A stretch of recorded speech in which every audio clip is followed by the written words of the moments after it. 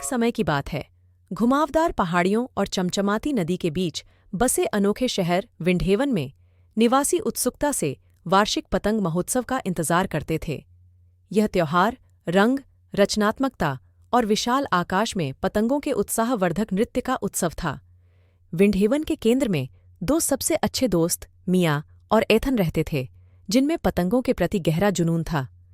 उन्होंने अपनी अपनी अनूठी पतंगें तैयार करने में कई सप्ताह बिताए, जिनमें से प्रत्येक उनके सपनों और कल्पना का प्रतिबिंब थी।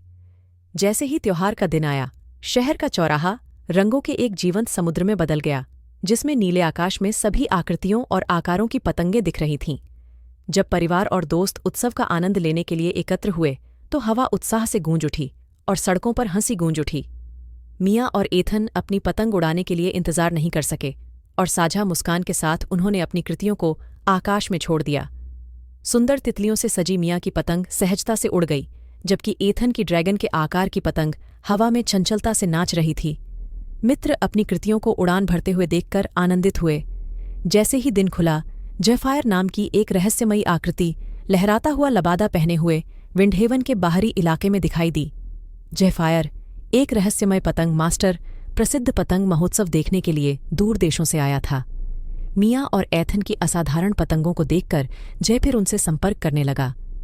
आपकी पतंगों में एक विशेष जादू है, जयफिर ने घोषणा की। आंखें जिज्ञासा से चमक रही थीं। आओ युवाओं, और आकाश में एक साहसिक यात्रा में मेरे साथ शामिल हो जाओ। रोमांच के लिए उत्सुक मिया और एथन जेफायर के पीछे पीछे शहर के बाहर एक छिपी हुई घास की जगह तक गए। वहां उन्होंने स्काईबाउंड किंगडम के लिए एक पोर्टल की खोज की, एक रहस्यमय क्षेत्र जहां पतंगें जीवन में आईं और रोमांचकारी यात्राओं पर निकल गईं। जेफिर की आंखों में चमक के साथ तीनों ने पोर्टल के माध्यम से कदम रखा और खुद को तैरते द्वीपों और जीवंत बादलों के लुभावने परिदृश्य के बीच पाया। मिया की तितली पतंग और एथन की ड्रैगन पतंग जीवित प्राणियों में बदल गई, जो एक महाकाव्य साहसिक यात्रा पर जाने के लिए तैयार हैं। जेफायर द्वारा निर्देशित दोस्त और उनकी एनिमेटेड पतंगें स्काईबाउंड किंगडम में उड़ गईं, रास्ते में चुनौतियों का सामना किया और नए दोस्त बनाए। उन्होंने तेज हवाओं के खिलाफ दौड़ लगाई, शरारती बादल प्राणियों को परास्त किया और यहां तक कि स्काईबाउंड नाइट्स के साथ दोस्ताना पतंगबाजी में भी शामिल हुए। जैसे जैसे दिन खत्म होने लगा, मिया, एथन और जेफायर विंध्यवन लौट आए। उनके दिल उनके आसमान छूते साहसिक कारनामे की कहानियों से भरे हुए थे।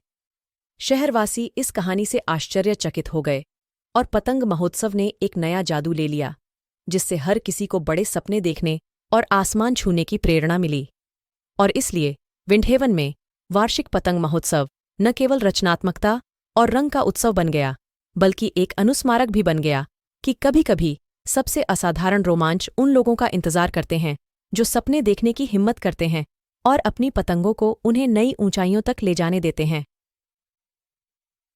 कहानी की सीख: सपने देखने का साहस करें, क्योंकि कल्पना के आकाश में साधारण पतंगें असाधारण रोमांच का कारण बन सकती हैं।